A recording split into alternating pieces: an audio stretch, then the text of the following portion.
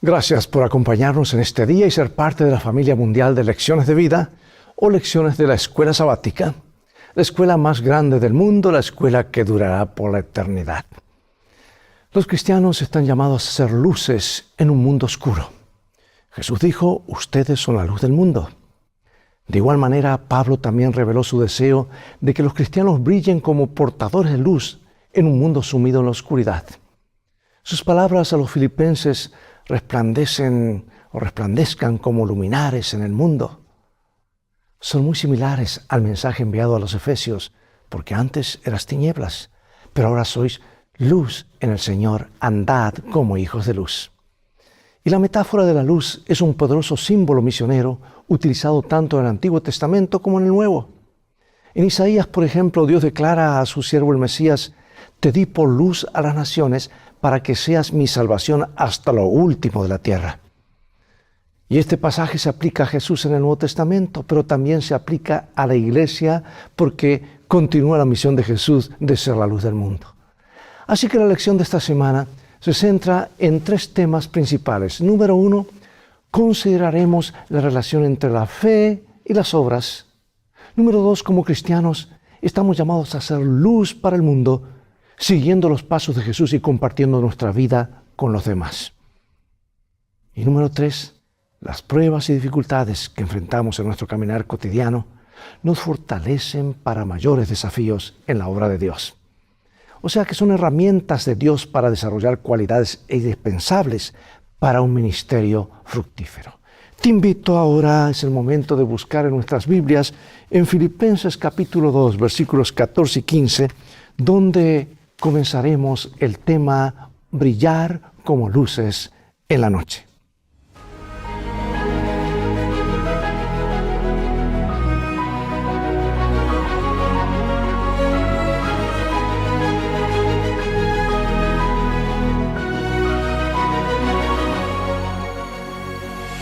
Dice así la Escritura, Filipenses 2, 14 y 15. Haced todo sin murmuraciones y contiendas, para que seáis irreprensibles y sencillos, hijos de Dios, sin mancha en medio de una generación maligna y perversa, en medio de la cual resplandecéis como luminares en el mundo.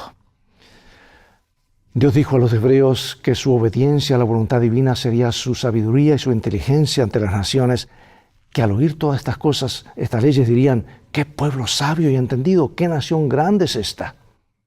Y siglo más tarde dijo, yo soy la luz del mundo. El que me sigue no andará en tinieblas, sino que tendrá la luz de la vida. Y también dijo, ustedes son la luz del mundo. Una ciudad situada sobre un monte no puede esconderse. ¿Cómo podemos ser la luz? Es la gran pregunta. Solo mediante una estrecha relación con Jesús, la luz verdadera que alumbra a todo hombre que viene a este mundo. O como lo dice Filipenses 2, 9 al 11, por lo cual Dios también le exaltó hasta lo sumo y le dio un nombre que sobre todo nombre, para que en el nombre de Jesús se doble toda rodilla de los que están en los cielos y en la tierra y debajo de la tierra, y toda lengua confiese que Jesucristo es el Señor para gloria de Dios el Padre. La luz y el poder del cielo están disponibles para quienes hemos entregado nuestra vida a Jesús, pero con demasiada frecuencia esperamos que Dios haga también nuestra parte o permitimos que nuestras propias ideas y planes se interpongan en el camino. De allí que las palabras de Pablo a los filipenses sean tan pertinentes hoy. Veamos un consejo práctico. Porque luego de presentar a Jesús como el ejemplo perfecto de humildad y de obediencia a la voluntad de Dios, Pablo ahora se dirige a los filipenses. Él elogia su obediencia al Señor después de recibir el Evangelio y ahora los insta a seguir siendo obedientes. Y tras presentar a Cristo como ejemplo y la cruz como camino de salvación, Pablo ahora se centra en la aplicación de ello a la vida. Y dice así, por tanto, amados míos, como siempre habéis obedecido, no como en mi presencia solamente, sino mucho más ahora en mi ausencia, ocupaos en vuestra salvación con temor y temblor, porque Dios es el que en vosotros produce así el querer como el hacer, por su buena voluntad. Bueno, tú dirás, ¿qué quiere decir esta expresión que significa ocupados de vuestra salvación con temor y temblor? ¿Cómo describirías la relación entre la fe y las obras?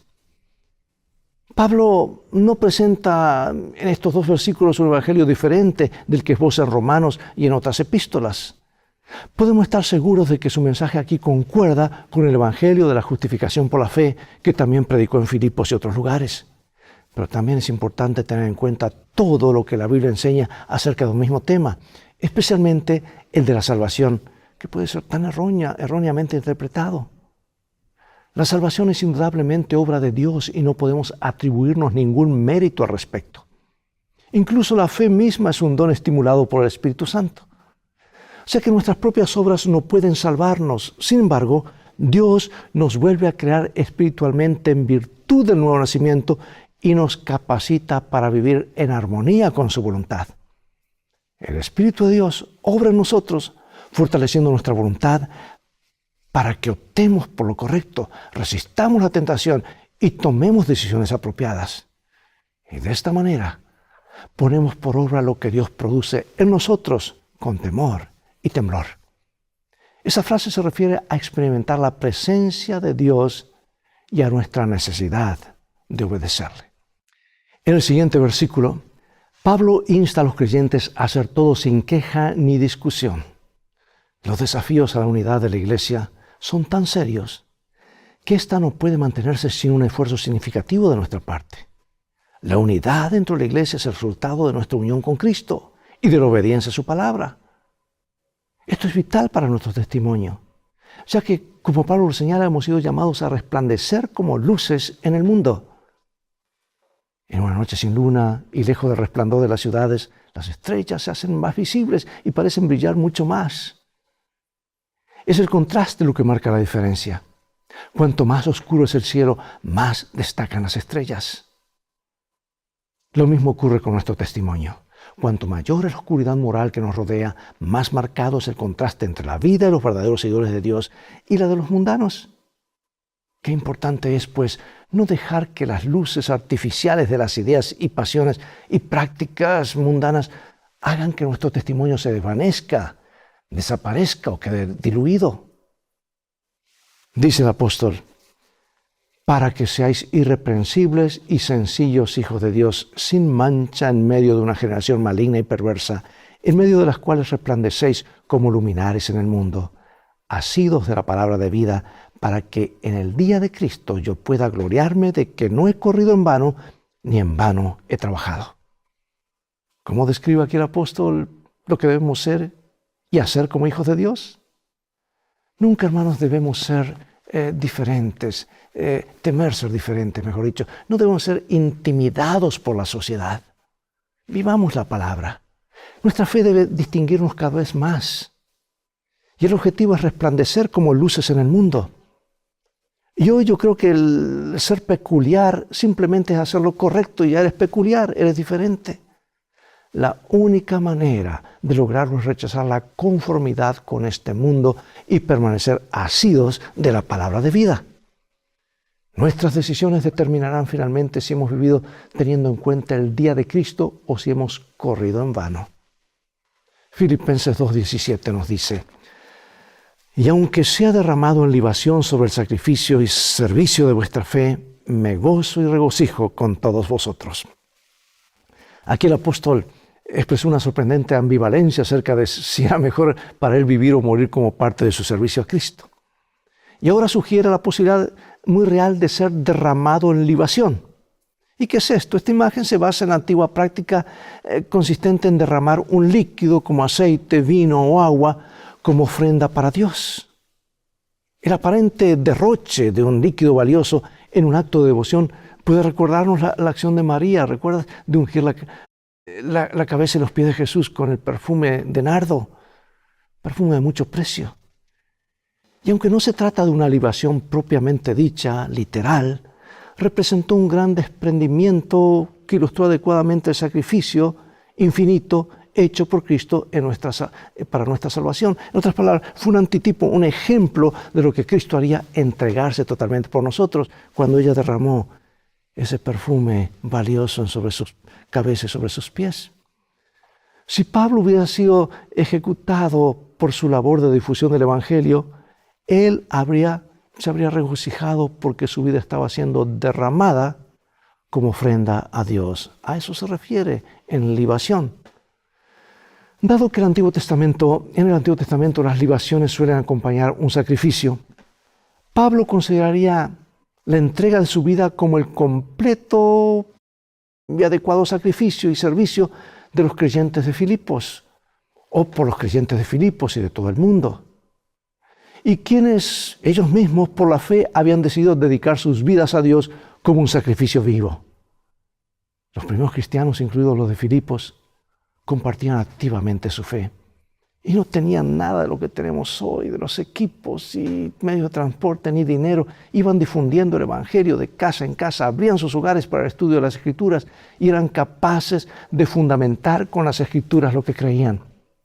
Y todo lo que tenía en la Escritura del Antiguo Testamento, con rollos que era muy difícil de abrir y cerrar. ¿Sabes que nuestros pioneros adventistas hicieron lo mismo? En lugar de depender de pastores para difundir el mensaje a sus vecinos, compartían su fe, daban estudios bíblicos y preparaban a las personas para el bautismo cuando el pastor volviera a visitarlos, y la iglesia creció. En resumen, con gran sacrificio personal, es decir, como un sacrificio vivo, trabajaban para difundir el Evangelio. Y yo pregunto, ¿deberíamos hacer menos? Reflexiona acerca de lo que significa para ti ser un sacrificio vivo. ¿Cuánto te sacrificas por el reino de Dios? ¿Qué te dice tu respuesta acerca de ti mismo? Pastor, estoy tan ocupado. Para eso doy mis diezmos, para eso pago. Hermanos, tú no estás pagando por un servicio. El diezmo es simplemente la fidelidad a Dios. Y si no estás devolviendo, estás robando a Dios. Y Dios quiere probarte antes de darte la eternidad, las cosas eternas. La iglesia en nuestros comienzos crecía cuando los miembros estaban involucrados y los pastores estaban avanzando, plantando iglesias, regresaban a las iglesias para bautizar, seguían plantando iglesias y los miembros se encargaban de las iglesias. Bueno, ya se ha mencionado el papel de Timoteo como remitente adjunto de esta epístola. Y ahora Pablo comienza a detallar cuán valioso es Timoteo como uno de sus colaboradores. Se lo describe como un evangelista a quien Pablo había enviado a Macedonia y a Corinto en varias ocasiones. Anteriormente había trabajado con Pablo y Silas en Corinto y luego en Éfeso. Y Pablo describe a Timoteo como alguien que comparte mis sentimientos. La expresión griega aquí, así traducida, significa literalmente unánime. Y sugiere que Timoteo era como Pablo en muchos aspectos, incluyendo su compromiso con Cristo, sus enérgicos esfuerzos por difundir el Evangelio, su preocupación por los filipenses específicamente. Y otro atributo de Timoteo que menciona Pablo con sus probadas cualidades, es lo que dice. Eso es lo que menciona, son sus probadas cualidades. La palabra griega así traducida describe a una persona que ha sido puesta a prueba intensamente por las dificultades y cuyo carácter y servicio han demostrado ser genuinos. Y Pablo sabe que esto es cierto en el caso de Timoteo, pues por lo visto demostrado en las numerosas ocasiones que trabajaron juntos para difundir el Evangelio, un muchacho inquebrantable. Las experiencias difíciles de la vida ponen a prueba nuestra entereza y demuestran quiénes somos realmente. Ellen White nos habla acerca de esto. Y aquí tengo una cita. Dice, la vida es una disciplina. Habrá provocaciones que prueben su genio y es afrontándolas con el espíritu debido como se desarrollan las gracias cristianas. Si se soportan mansamente las injurias y los insultos, si se responde a ellas con contestaciones amables y a los actos de opresión con la bondad, se dan evidencias de que el Espíritu de Cristo mora en el corazón. Y añade que si las penurias y molestias que fuimos llamados a soportar se soportan bien, desarrollan en el carácter virtudes como las de Cristo en el carácter y distinguen al cristiano del mundano. Poderosa cita, maravillosa. Piensa en las provocaciones, dificultades y molestias que has enfrentado recientemente. ¿Cómo las has soportado? ¿Pacientemente, sobrellevando todo, o atacando, o defendiéndote, o haciendo alguna otra cosa? Bueno, notemos otro personaje. Vamos a Filipenses capítulo 2, versículos 25 al 30.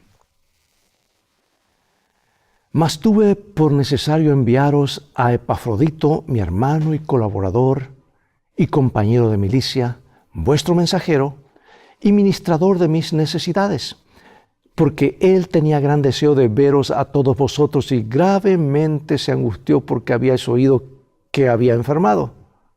Pues en verdad estuvo enfermo, a punto de morir, pero Dios tuvo misericordia de él, y no solamente de él, sino también de mí, para que yo no tuviese tristeza sobre tristeza. Así que le envío con mayor solicitud para que al verle de nuevo os gocéis y yo esté con menos tristeza. Recibidle pues en el Señor con todo gozo y tened en estima a los que son como él, porque por la obra de Cristo estuvo próximo a la muerte, exponiendo su vida para suplir lo que faltaba en vuestro servicio para mí. Bueno, Epafrodito, otro personaje, solo es mencionado en esta carta, pero aprendemos bastante acerca de él a partir de las breves menciones que aparecen en ella.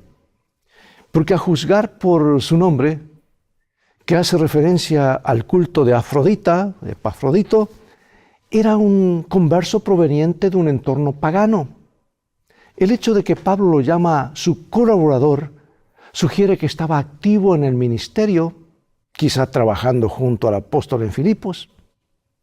Y la expresión compañero de milicia probablemente se refiera a un conflicto que Epafrodito había afrontado para difundir el evangelio, ya que estuvo incluso dispuesto a arriesgar su vida.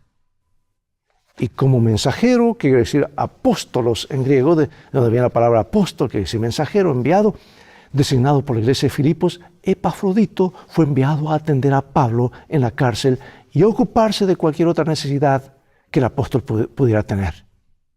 Fue a él a quien los filipenses confiaron sus ofrendas para Pablo. Y esa contribución monetaria era de vital importancia, ya que cualquier alimento, vestimenta, camastro u otras necesidades que los prisioneros romanos tuvieran, debían ser provistas por ellos mismos, por familiares o amigos. Y casi al final de su segundo encarcelamiento en Roma, Pablo pidió a Timoteo que procurara venir antes del invierno y traer consigo la capa que el apóstol había dejado en Troas. Y al parecer, Pablo necesitaría ese grueso abrigo en su fría celda. Y también fue Epafrodito a quien se encomendó llevar esta epístola en su viaje de regreso a Filipos. Él cargó esa carta, ese rollo, ese pergamino, por decir así. Tal vez debido a los problemas en Filipo, Pablo consideró necesario enviar a Epafrodito de regreso antes de lo previsto y por ello instó a los filipenses a que lo recibieran en el Señor con toda alegría. Y el apóstol quiso así asegurarse de que no se preocuparan por su situación en la cárcel. Y también destacó que es difícil mencionar, Epafrodito era de la clase de personas que los cristianos deberían tener en gran estima, no por su riqueza o condición social, sino por su espíritu de sacrificio al seguir el ejemplo de Jesús. La palabra griega que designa la estima o la honra solo aparece unas pocas veces en el Nuevo Testamento. Por ejemplo, para referirse al siervo muy estimado por su Señor, el centurión, para quienes se honra ubicándolo en un lugar especial en un banquete, y para Jesús como la preciosa piedra angular. El hecho de que Epafrodito fuera incluido en este grupo significa sin duda que era un hombre fiel. A eso se refiere. Bueno, amados, resumiendo, dependemos completamente de Dios para la salvación, la cual recibimos por la fe. Y Pablo lo dejó muy claro cuando dijo, porque por gracia sois salvos por medio de la fe. Y esto no de vosotros, pues es don de Dios. Es por la fe que pasamos de esta vida a la venidera. Y la carta de Hebreos dejó muy bien en claro este punto al repetir constantemente la frase por la fe, por la fe, por la fe. Por la fe Abraham habitó en la tierra prometida como tierra extranjera, porque esperaba la ciudad que tiene cambios. Mejor dicho, que tiene cimientos, una ciudad totalmente cambiada, una ciudad totalmente nueva. Y la experiencia de la salvación nos lleva inevitablemente a las buenas obras. Dado que las buenas obras están diseñadas para beneficiar a los demás, no son naturales para los pecadores, porque somos egoístas. Por eso es Dios quien nos capacita para realizarlas. El ser bondadosos con los demás. Más que un hecho externo, sino algo que sale del corazón, algo que el Espíritu Santo ha obrado. Jesús dijo a sus discípulos, así alumbre vuestra luz delante de los hombres, para que vean vuestras buenas obras. Y este mandato subraya la estrecha relación entre dejar brillar la luz y realizar buenas obras. Y al realizar buenas obras, los creyentes proyectan su luz en este mundo de tinieblas. ¿No es lo que Cristo hacía? Atendía las necesidades y luego la gente quería saber el resto de la historia. La oscuridad es un símbolo del pecado y sus efectos. Los cristianos están llamados a iluminar este mundo con la luz del Evangelio de la gloria de Cristo, para que brille sobre aquellos cuya mente el Dios de este siglo ha cegado. Y yo quiero finalizar con estas dos citas, hermosas citas de mi autora favorita, Ellen G. White, del Deseado de todas las gentes. Dice así: el que estará más cerca de Cristo será el que en la tierra haya bebido más hondamente del espíritu de su amor desinteresado, amor que no es jactancioso, no se envanece, no busca lo suyo, no se irrita, no guarda rencor. Amor que mueve al discípulo, así como movía al Señor a dar todo, a vivir, trabajar y sacrificarse, aún hasta la muerte, por la salvación de la humanidad. Este espíritu se puso de manifiesto en la vida de Pablo. Él dijo: porque para mí el vivir es Cristo. Porque toda su vida revelaba a Cristo ante los hombres y el morir es ganancia. Ganancia para Cristo. La muerte misma pondría de manifiesto el poder de su gracia y ganaría almas para Él. Y dijo: será magnificado Cristo en mi cuerpo, o por vida o por muerte. Y en el libro Testimonios, volumen 5, nos dice: no está lejos el tiempo cuando toda alma será probada. Se nos querrá imponer la marca de la bestia. Para aquellos que han ido cediendo paso a paso a las exigencias del mundo y se han acomodado a sus costumbres, no será cosa difícil ceder ante las autoridades dominantes, antes que someterse al escarnio, a los insultos, a la amenaza de encarcelamiento y a la muerte.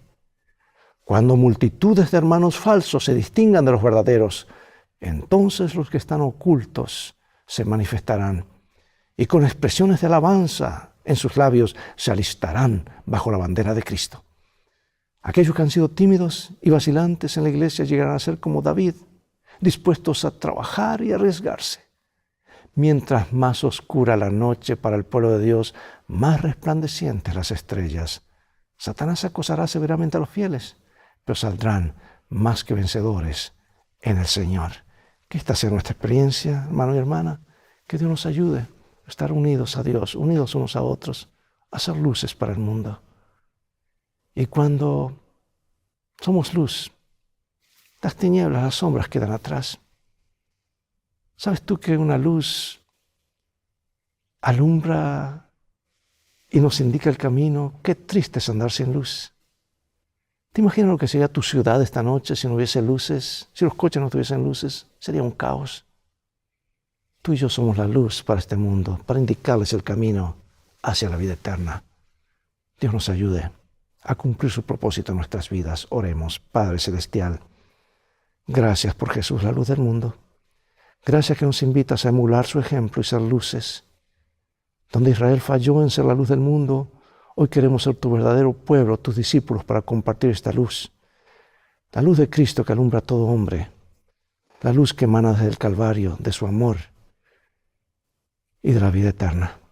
Bendícenos. Sabemos que lo harás, lo pedimos en el nombre de Jesús. Amén. Gracias por acompañarnos, es todo el tiempo que tenemos por hoy. Invita a otros a seguir mirando estas lecciones de vida o lecciones de escuela sabática. Transfórmate tú en un canal de bendiciones compartiendo este canal o este lugar donde ves este programa. Dios te bendiga y te guarde. Y recuerda, tú vales mucho para Jesús. Él te ama más de lo que puedes imaginar. Es el mensaje de este bendito libro. A quien consideramos el mapa, el GPS, y a Jesús como nuestro guía. Dios te bendiga. Maranatá.